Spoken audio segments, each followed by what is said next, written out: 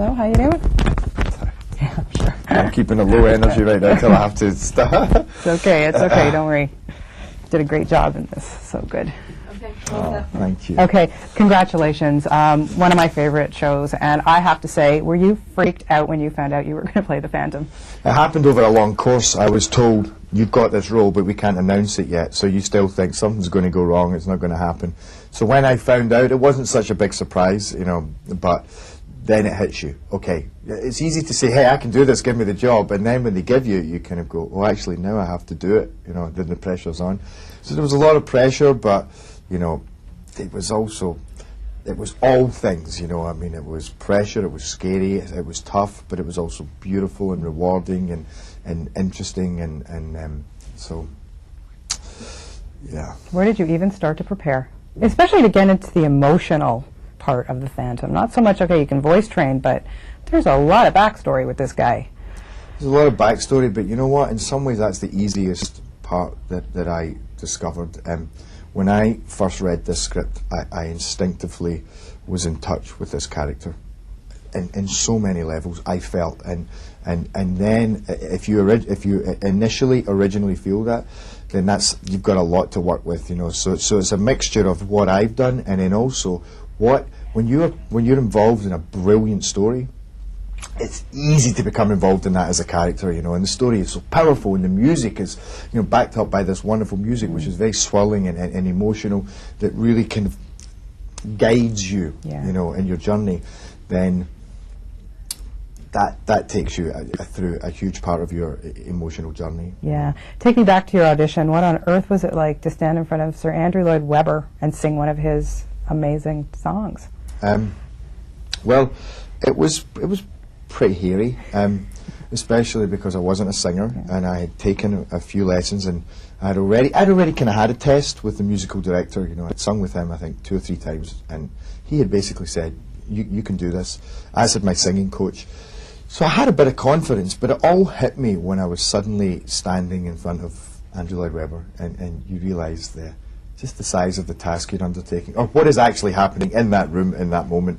You know, that me, Gerry Butler, who's not a singer, you know, is now singing for Andrew Lloyd Webber, one of the greatest composers of all time, one of the most famous songs of all time. And it was also the first time Joel Schumacher had heard me sing, and Austin Shaw, the producer. There was just the 3 of them in the room, and Simon Lee playing the piano. So it was nerve-wracking. My leg took on a life of its own, and I couldn't stop it. You know, it just started. I thought, can they see this? It was just shaking, and Simon's going, breathe, breathe. You know. It was funny. I look back now and I laugh. Yeah, and I understand the night before you were watching your beloved Celtics and you couldn't scream because you had to save your voice. Couldn't do a thing. I was there with like 10 guys who were like, come on, you know, shouting, swearing, screaming, and they're going, come on, Gerry, come on. And I said, I can't raise my voice. I'm singing for Sir Andrew Lloyd Webber tomorrow. And it was very funny, you know. Oh, I can imagine. You take a lot of abuse from your mates in Glasgow if you behave like that. Okay, I'm sure they forgave you. Yeah. Now tell me about working with Emmy. My goodness, was she not born to play Christine Daae? Absolutely, you know. I mean, she was born to play it. She's been trained to play it. You know, I mean, she's been studying all the elements of Christine since she was 5. You know, the singing, the dancing, the acting. She's been acting for longer than I have. You know, it's kind of funny, but and when she came in for a screen test, I was behind Joel. I kept, you know, I stayed very quiet during all of that. But when she walked on, I grabbed Joel, you know, shook him by the shoulders and said, she hadn't even sung yet. And I said, that's Christine. And even thinking that, she still surpassed what any of us could have dreamed she was capable of doing. She's so committed and passionate, and, you know, and she's a very confident young girl, knows exactly what she wants, knows what she wants to say, what she wants to do. Do you feel sorry for the Phantom, or did you have to go there? Yeah, I think I felt too sorry for the Phantom. I could forgive him and all the problems that he caused, and his controlling and his manipulation and his violence. You know, I really I think if you can have sympathy for your characters, if it works like that, then it's a really interesting way to explain why you do what you do, rather than just to do bad things. You know, why is he doing what he's doing? You know, and if you take back his whole story and you realise what he has been through and what the world has done to him, I could understand why he did what he did back to the world. Yeah, makes it a little easier. Yeah, and I tried to give him some dignity in those earlier moments that I thought kind of empowered the later moments when he actually is just purely losing his mind. He can't control his life anymore or his actions. Yeah. But I didn't always feel that he was always capable of murder and the violence that happens later on in the story. It's just all gone too far. Yeah. Why was Joel Schumacher the perfect director for this? Because Joel has an innate understanding of this story, you know. See, a lot of people said, why are they making the movie, or can this be made into a movie? But I had the benefit of reading his screenplay, which I could see was just incredibly cinematic and had so many beautiful moments and touches that he'd added in. And but everything about this story is Joel Schumacher, you know, in terms of the set designs and the costumes. You know, he just understand and relishes, you know, that visual impact that something can have. So he was so in control of all of that, and is, you know, an old romantic at heart. You know, he understood the romance in the story. He kind of sexed it up a bit, and then allowed us to, I think, to really give it the heart. Yeah. You know. In my humble opinion, you're far too good looking to be wearing your mask the whole time.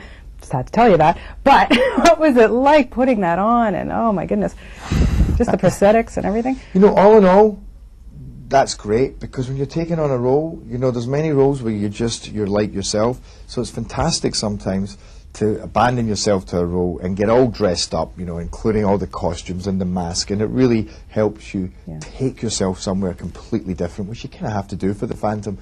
But then it was a little weird as well, because, you know, you're trying to perform a very difficult role, and then somebody sticks this thing on your face with double-sided sticky tape, and, you know, and then again you used it to your advantage. It was also kind of empowering to have that and know, you know, what that, the feelings that installed in other people when you know, they saw it. Absolutely. Your favorite musical scene? What did you love doing the most? Oh, there was so many moments in this movie I loved.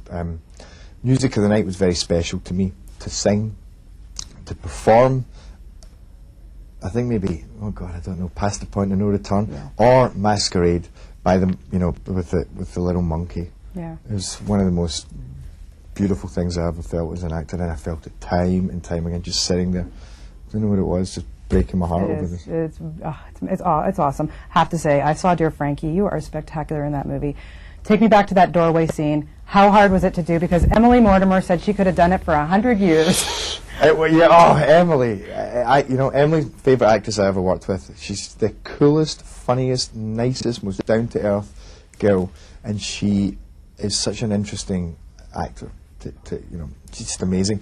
And but that kissing scene is incredible. And when we did it, it was so filled with feeling, and yet nothing happened. I mean, it must be the longest kiss coming in movie history. And when you watch it, you're like, oh, you know, it was. And we actually then it became, you know, we tried so many takes that, you know, and see how long we could extend that moment. And it's kind of ridiculous how long it takes, but it's one of the most powerful things when you know, when you watch that movie. I totally agree. It's a great movie. I can't wait for people to see it as well. Neither can I. I'm so proud of that movie. Well, best of luck in everything, and you know what? You're just great. It's such a pleasure to talk to you. Thank you so so much. Thank you. It's Cheers. a pleasure. Thank you.